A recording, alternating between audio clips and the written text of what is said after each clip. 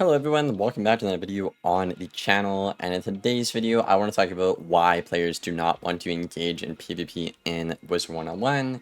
Now this is going to vary from people who actually do PvP and people that are just, casual PvE players and whatnot. So I decided to compile a list here on the side and we're going to go through everything. So of course take this video as constructive criticism, not just complaining for the sake of complaining. And yeah, let's get right into things right away here. So the first thing I have is going to be a PvP point, and I'll follow that up with a PvE point. But first off, the meta is stale, so the people who are already doing PvP have been known about this, right?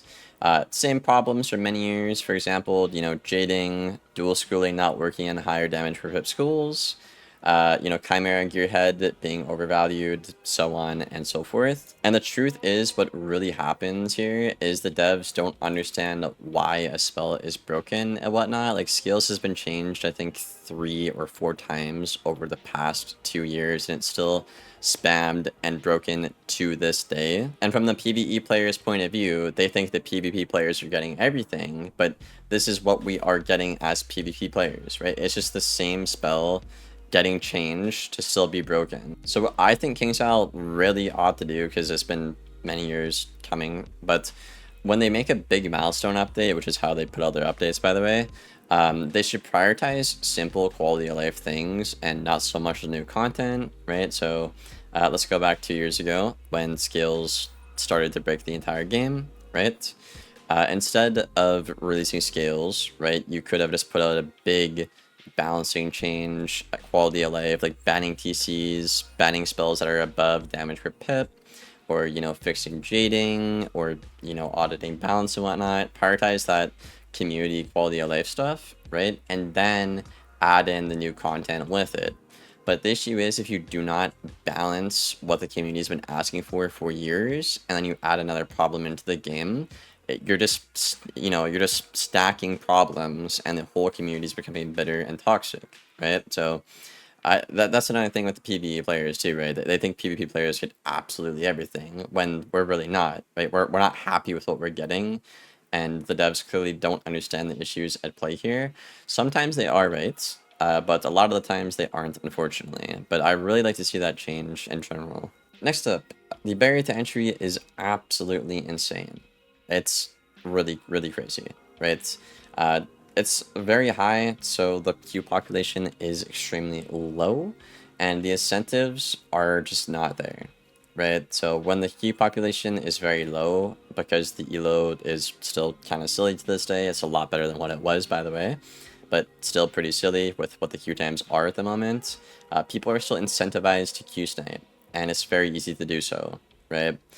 And low rank players don't have any breathing room to learn the game because there are good players who refuse to rank up, whether it's because there's no incentive to actually rank up, or they just want to play for fun and not meta and stay low rank. I've seen many examples of this, you know what I mean? I've seen, Storm Wizards that are like Corporal and Sergeant play better than Martial Storm Wizards, for example. Or another thing I see in the community, whether it's like on my stream, people I fight, or people I coach, is people will stay the same rank for many years because they're not actually learning from their mistakes and they're just getting lucky, which I'll talk on later. But yeah, this issue is really bad for both high rank people because the queue times are terrible, and if they fix it, they're only going to get worse, right? But it's also bad for noob players because they don't have an environment to learn the game, because there's like almost like Smurfs kind of at the lower ranks, you know what I mean? Like my alt account, my fire, he does off meta stuff with like an off meta dual school, and he just messes around at lower ranks, right? It's funny as hell, but that's more fun to do because actually ranking up doesn't really get you anything. Next point I have is going to be obviously relevant to being in PvP. Skill does not matter with the amount of RNG in the game at the moment. So this is stuff like deck failing, primarily he don't got it, make casts, crits, unplayable matchups, that kind of stuff, you know what I mean? Yesterday I had a 5.5 hour stream where I had a positive win rate, but because I kept queuing people that were lower ranked than me and banking on RNG the whole time, I am behind 4 days of progress with, across my account, 4 days of progress with a positive win rate, because we have elo in a game with that amount of RNG in it. It is bad shit crazy. I could honestly go back to that stream and put so many clips on right here. Like, I had a fire, just blade stack a Raging Bull into a detonate against my Storm, when if I just had a Zilla, they just would have lost. Like, what are you doing? You know, I also had somebody just like trap stack my fire multiple times. Like, what are you doing? And it's always people who are about 300 to 400 rank below me. So I always lose on average an hour and a half of my time per loss, about an hour, right? And even if I win that game, it's only about 7 rank on average, right? So you have really long queue times, and if you are a good high rank player, about 90 to 95% of the time you are queuing people that are significantly lower ranked than you, which are obviously less skilled individuals, whether that's with he don't got it and whatnot. And it's not fun for either player, right? I get mad at the recruits all the time because they're just like terrible getting lucky.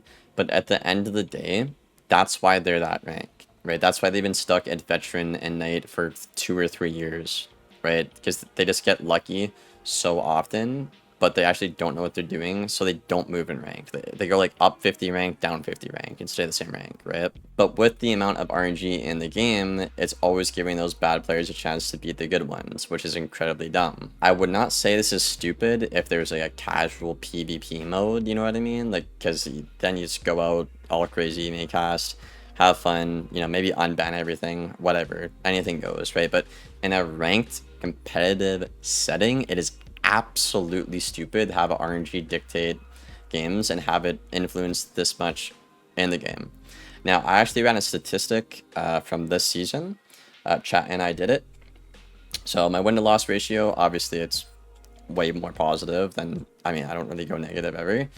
But out of all my losses this season, 84.2% of them were people who were 300 rank below me that were playing He Don't Got It. Like I said, trap stacking my fire, you know, overtiming my storm, you know, blade stacking against my death or ice or whatever. Just absolutely stupid crap. I want you guys to name me any other game with a rank system in the universe, right, where 84.2% of the time you're losing to a worse player off of RNG. I've been playing comp games, you know, sports even, since I was like 8 years old. I can't name a game, a sport that even comes close to that amount. 84.2%. That is insane, right? 3 actual good players I lost to this season across my account, right? Like people who are my rank actually played well, played meta, whatever. That is an absolutely insane statistic. And it's just so stupid, right? Because like obviously if I queue 1,000 games, I'll get right back where I need to be.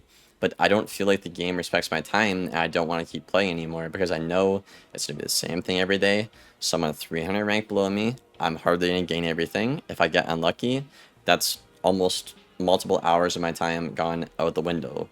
Not to mention, if I get unlucky multiple times, now we're talking days. Like I said, 4 days from that one stream that's about 5 hours long yesterday with a positive win rate. Absolutely insane. Another general point I want to touch on here is going to be the hacking and the boosting in the community. I feel like this is another thing why PvP players and PvE players do not want to touch PvP, just toxicity, right? Like, you guys saw clips of me getting literally hacked out of the game, and then I had somebody come into my chat, I think it was like 2 days ago on the stream, and they're like, why are you so mad? And I'm like, bro, I literally won a game, and they hacked me off the game when I won the game. Like, you guys have seen the clips, right? I assume. If you haven't, check out my video from like, it's like a week ago now. But I mean, it was funny the first time, but like it's frustrating, right? Because you lose a lot of rank when you're a high rank player. Not to mention like all the boosting, whether it's, you know, people win trading or, you know, someone playing on their account to like get them ranked up and all, or just the school playing itself, you know, kind of like Death and Balance the past like 9 months. Good example, right?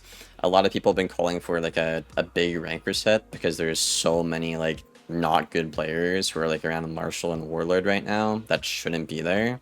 Recently, like, I don't know how many days ago it was, but I queued a Marshall Balance, and this guy was so bad, I genuinely think he should have been Corporal or Sergeant. But because he played Balance so much when the school played itself the past 9 months, he's up there with some of the best players on the board. It's like it's absolutely dumb, and it ruins the competitive integrity of the game. To put this in perspective, like, I don't know if you guys play Overwatch at all, or I don't know, like Valorant, I guess, but like think of the lowest ranks, like I don't know, like gold maybe, silver. That's a pretty general rank for low ranks, right? Imagine they are on the top 500 leaderboard, like the first 2 pages. Like, it is incredibly dumb, the amount of boosting crap going on right now. It is insane. And the truth is, we wouldn't really need to be having this conversation if the devs did not take 9 months to update this out of the game. You know what I mean? So on the devs end, I mean, we do need a rank reset, a lot of boosted players, but next time, please don't take 9 months, and listen better to the community in those 9 months about the problems. Like, I remember talking to y'all in January. I think it was like Ian, myself, and some other people, because they said they wanted to ban top path scales. And everyone that was good and high rank said that is not going to do anything. You're just going to swap to bottom path. They didn't listen to us. You know what happened when that update came out? All the balances swapped to bottom path, and now they're just clicking scales the past 6 months, right? It's honestly pretty embarrassing. It's pretty sad, but that is what KingsIsle can do to improve upon that. And another point I want to bring up about the whole like issue with Elo and whatnot is there's hardly like any good players anymore. Like I said, it's because a lot of people are like boosted and whatnot, and a lot of people are afraid to lose that rank, so they don't queue, right? My death this season, for example, I obviously like went 6-0, 6-1 or something, just got Warlord back pretty easy, right? And I don't have to queue for the rest of the season. Why would I? It's nothing to gain, everything to lose, right? So that is something they should look at, because if more hiring people would actually queue, the system might actually work the way it's intended.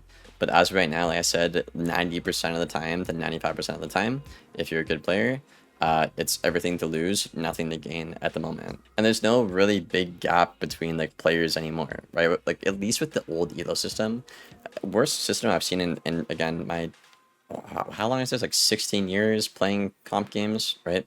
Worst rank system I ever seen, the old Elo system, right? But at the very least with that, there was a very distinguishable skill gap between the ranks. Like, the top 10 players, I mean, aside from the boosted people, obviously, that is win traded and stuff, right? And sniped. Aside from that, like, you knew they were legit, though, right?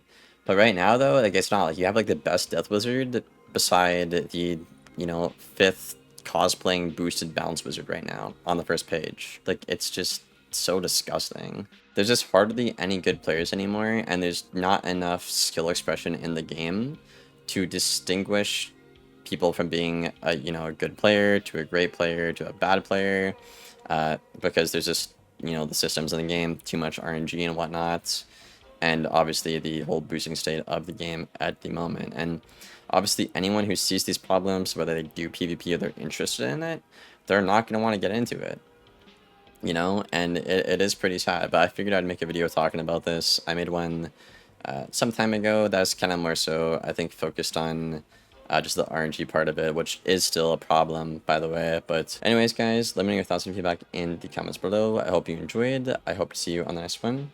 Thank you for watching. Take care, and goodbye.